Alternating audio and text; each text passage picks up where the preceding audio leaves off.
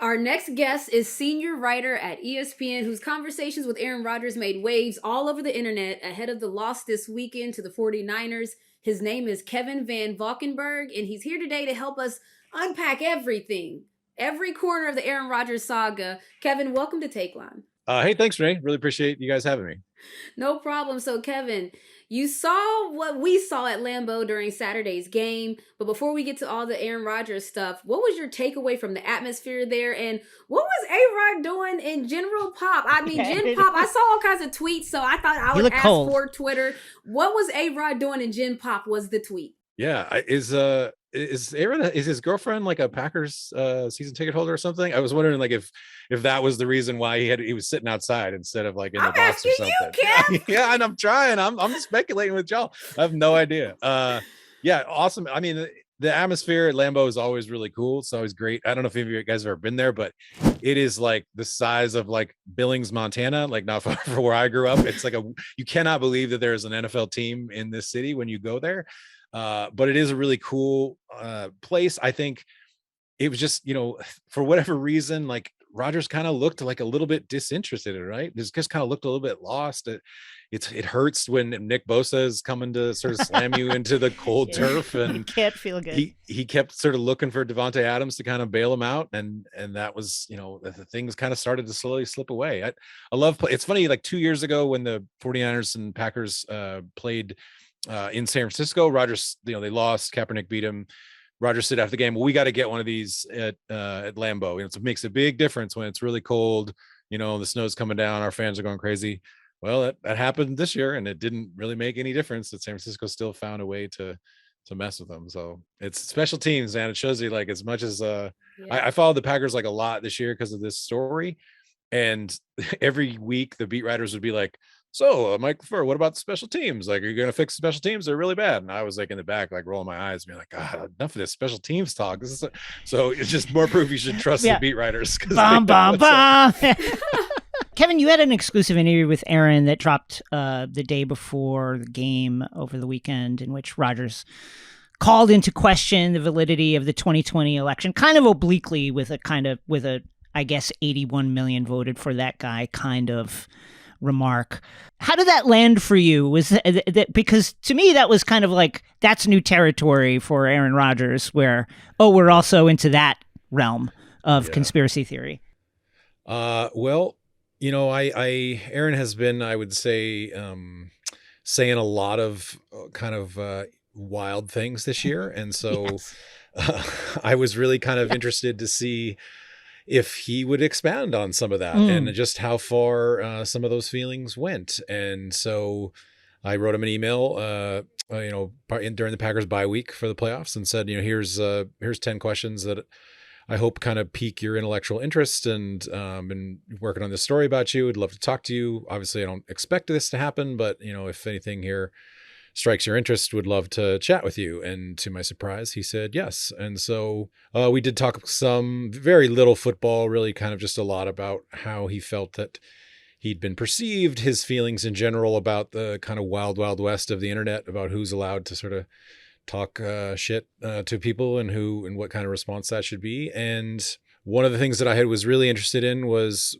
he had recommended on Instagram, like on New Year's Day, this Joe Rogan podcast with this controversial virologist, Dr. Robert Malone, who says a lot of things, kind of some of the stuff about how we're slipping into like Germany in the 1920s and 1930s. And we're all, it's mass formation psychosis. And Rodgers had sort of said, this is 3 hours you will not regret. And so So being a reporter wanting to do his homework, I listened to 3 hours of Joe Rogan. Honestly, I'm going to be frank, is the first 3 hours of Rogan that I've consumed in my life.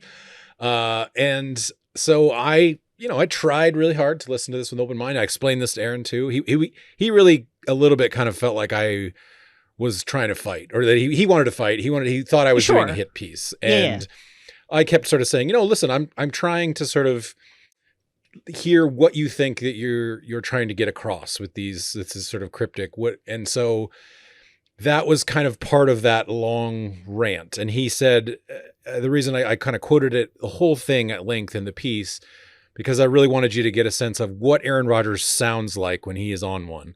And that's why I think that was part of it. And I think mostly what I came to understand and what I think is reflected in the entirety of the piece is that Aaron Rodgers was real big mad when Joe Biden made a comment about Aaron Rodgers while touring the tornado-ravaged cities in Kentucky. Yeah. And there was a woman in a Packers jacket there, and Biden, in his sort of Biden way, said, "Tell that quarterback you better get some vaccine." and Aaron did not like this. And so in kind of line with a lot of his, no one gets to talk about me without me getting to clap back at them ethos this year, he sort of basically said that, Biden was a horrendous public speaker. He couldn't imagine, how he had, these 81 million constituents, but I guess he got that many votes. And I don't know that I feel like super comfortable explaining why Aaron Rodgers said that, Sure. but that was definitely, it was sort of, I think, in line with how he feels about, in general, anyone who sort of says something about him that he does not appreciate, he's going to come back at you and maybe hurt you in a way that makes things feel equal. So, well, that's interesting because, having said all of that, because yes, all of that was going on during the season, and Rodgers is still probably one of the odds favorites to win his fourth NFL MVP award this season. So I'm curious. I know the awards at the end of the year are given to athletes based on their performance on the court, on the field, wherever it is. But do you think that, I know we're in this empowered athlete age. Do you think that things that happen off the field could affect Aaron Rodgers with his MVP this year? Or that's just, it's football and what happens on the field happens on the field? I do not think that it is going to have any effect on the MVP vote. I think that for the most part, that football people sort of put aside, the things that you say versus the things that you do. I personally feel like, if I were an AP voter, I would not factor that stuff in. Aaron this year, again, got really upset when someone who was an AP voter went on the radio, Hub Akush, and a guy who is the founder of Pro Football Focus. And he said essentially like that, Rodgers was a jerk. He wasn't going to vote for him. And Rodgers was so like, he kind of, again, was off the chain in terms of his answer. He was basically like, that guy doesn't know me. That guy's a bum. Absolutely, he's trash. He should lose his vote, or, he wants to make it the most vaccinated, valuable player as opposed to the most valuable player. He's never met me, whatever. And in part, that actually inspired me to make sure that I wrote Aaron Rodgers and said, if I'm going to write about you, I'd really want to talk to you, because part of his rant was, you don't know me. You've never met me. You've never done an interview with me. And so I was like, well, I want to make sure that you have your chance to weigh in. If you want to do this interview, you can. And then he did. How do you approach interviewing, conversing with a subject who appears to be operating from like a different set of facts? Like, for instance, if I was to go to Aaron Rodgers and go, actually, you completed 35% of your passes the other day versus the 49ers, not 70 as they said on the broadcast, and in fact you had 130 yards, not 225 yards. All those facts are wrong that were put up on the Chiron. Those are all false. How do you have that discussion with a person that comes at you like that? How do you deal with that? Well, Aaron Rodgers' views, I think, on cancel culture or on whether he was telling the truth about holding up Atlas Shrugged or whatever, those are all things that I think you can sort of say, look, sure, those are your opinion. You are going to be able to sort of, we're going to put Aaron Rodgers' big thing, I think, is, why can't we just hear both sides of the debate and then people can decide? Right. So part of this was us saying, all right, well, if you want to hear pure uncut Aaron Rodgers, this is what it sounds like. When he was dishonest about the science of things, like when he tried to sort of use there's a part of the long rant that said, well, 75% of people who died of COVID had four comorbidities.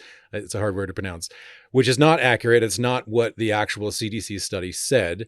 It said that, of the 1.2 million people who were vaccinated, that 38 people died, and 26 of those had at least 4 comorbidities.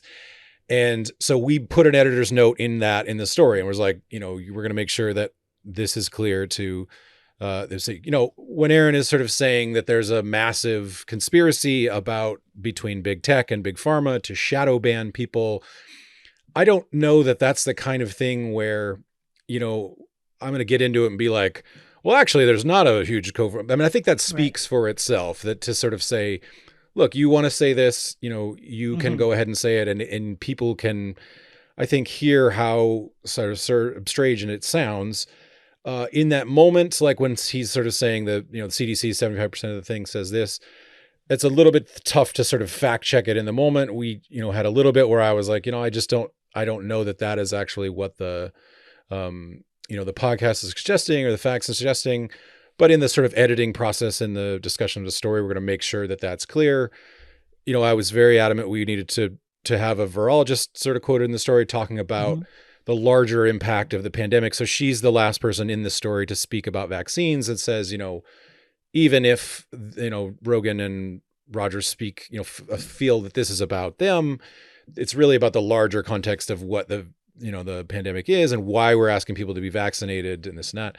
There's little, I think, subtle hints throughout the story that it's like, hey, Aaron Rodgers wants to be heard and you guys get to sort of, hear it now. And I just, as long as he wasn't going to, we're going to let him go unchecked about the facts. And I think that was super important. And I do totally agree with that. Like in the actual, if you're going to lie about the science, right? Like we're going to have the science counterbalance it. But the other stuff, look, your opinion gets to speak for itself in that sense. And that's what I think it would be really sort of playing right into Aaron Rodgers' hands if we were like, well, we're just not going to, publish this. We're not going to talk about this. We're not going to give you this platform for disinformation, because that's kind of what he wants in some ways, right? He wants to be canceled so that he can kind of claim that he's oppressed. And the only place where he can have these views aired is on Rogan or on, the McAfee podcast where there's, so I think that's the way the story, it's sort of an origin story that shows you how some of these things came about and then kind of let you see pure uncut Aaron Rodgers.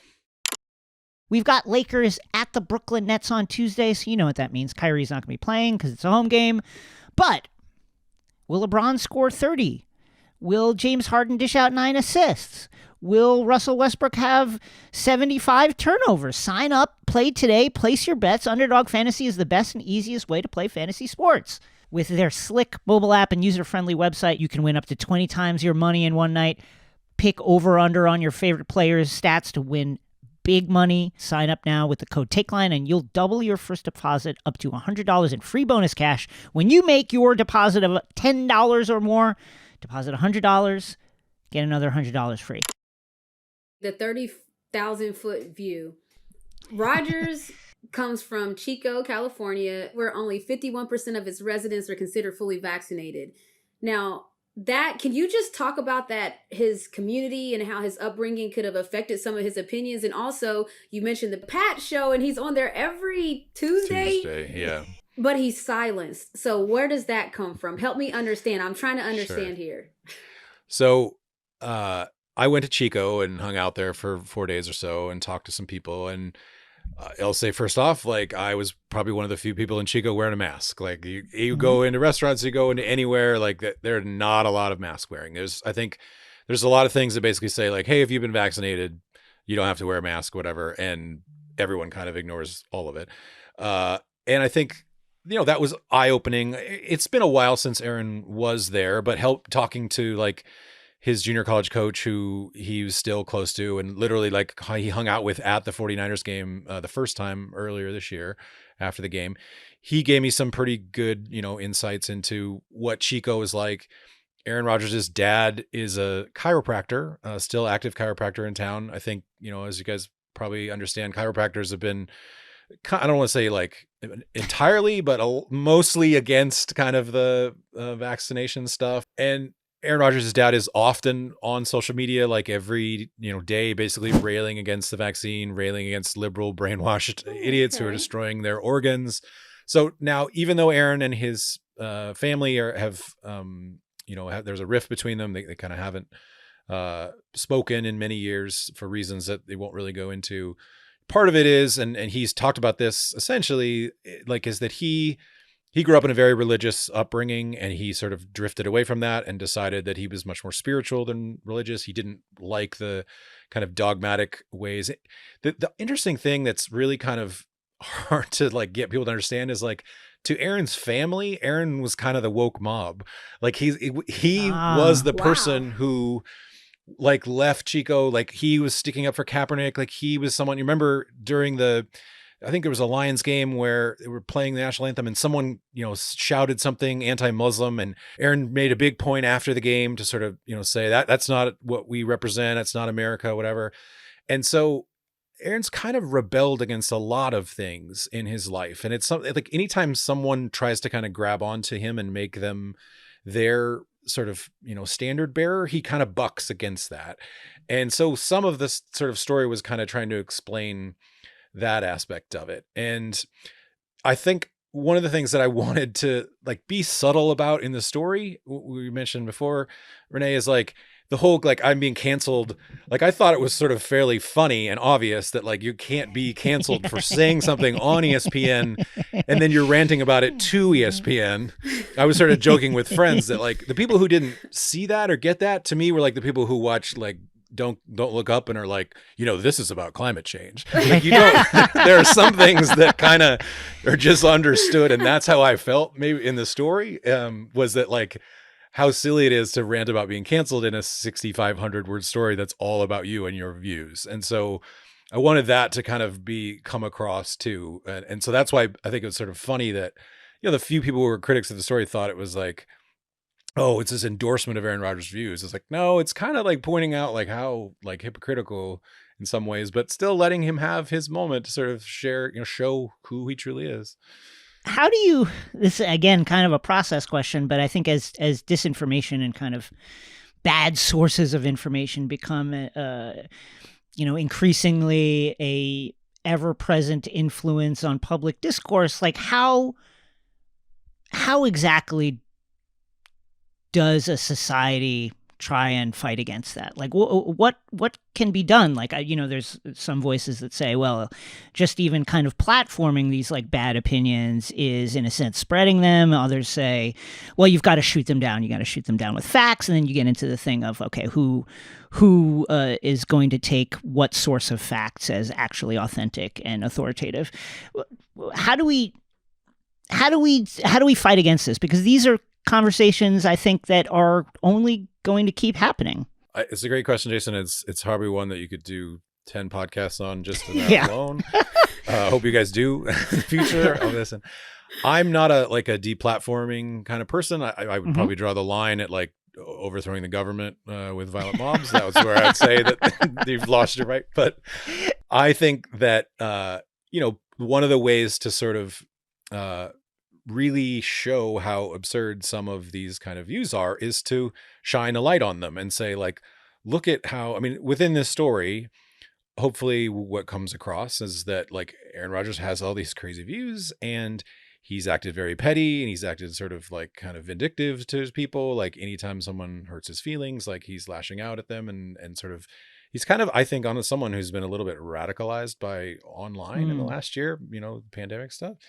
And so I think that it's important to shoot down like when people misrepresent facts, for sure. And that's what I think we try to do within the story.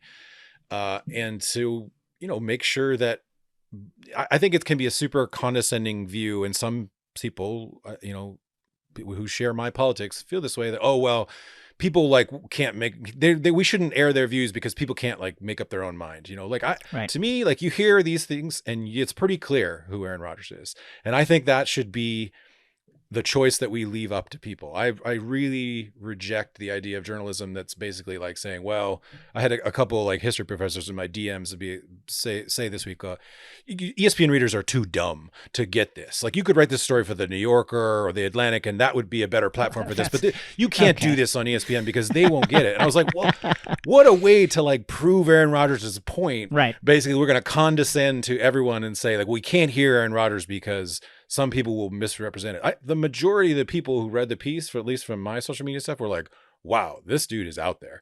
And I think that is the sort of way that, we wanted to kind of write it and say, hey, like, giving him his chance to speak his views. Because obviously, if like one of the most high profile athletes in the country is, I think, flirting with like election conspiracy, that's kind of news. And I think I'd rather know that than not. Well, I agree. I think that, I think if you silence people, it'll cause a whole nother rift. But I'm curious. Right. It's been since 2009 that Tom Brady nor Aaron Rodgers has been in the conference title game. So to get back to football a little bit, we have the Niners and Rams and the Bengals and Chiefs in the conference titles games coming up this weekend. So any Super Bowl predictions? Who's going to match up? Yeah, I think that Kyle Shanahan is such a good coach. He, I believe, has beaten Sean McVay 6 times in a row. I think McVay won like 3 of the first 4, and then Shanahan's won the last 6. I think that like the 49ers are just kind of built for the rock fight that is the postseason. And so like every time like Jimmy Garoppolo drops back, you think, wow, this is going to be a pick 6. Like, wow, this ball is, and somehow like it isn't. He's just sort of able to get the ball to where it kind of needs to go. And I think Mike McDaniel, the run coordinator in San Francisco, is such an inventive, creative mind. Like I loved that play where they gave Deebo Samuel the ball on 3rd and 7, and they desperately needed to get a first down. And here they are motioning Samuel from wide receiver into the backfield, then running a trap back towards that direction. Like, whoa, I've never seen that kind of like creativity and stuff. So I think San Francisco is going to pull off the upset in that. And I can't, Kansas City has had like the quietest, like amazing year, like a Super Bowl contender, imagine, just because there's so much other stuff going on. And Pat with Holmes was like, basically like, yeah, I'm going to remind you all that I'm that dude in the Bills game, 13 seconds. That's enough for me. So I think I'd probably go Kansas City in that matchup. Okay. Well, as I was saying jokingly this weekend, don't let Jimmy Garoppolo hang around. And look what happened. He's hung around. His name is Kevin Van Valkenburg. He's a senior writer at ESPN. You can catch his work at ESPN's site or on Twitter at KVanValkenburg, at KVanValkenburg. Kevin, thank you so much for joining Takeline. Yes, Thanks, y'all. Appreciate it.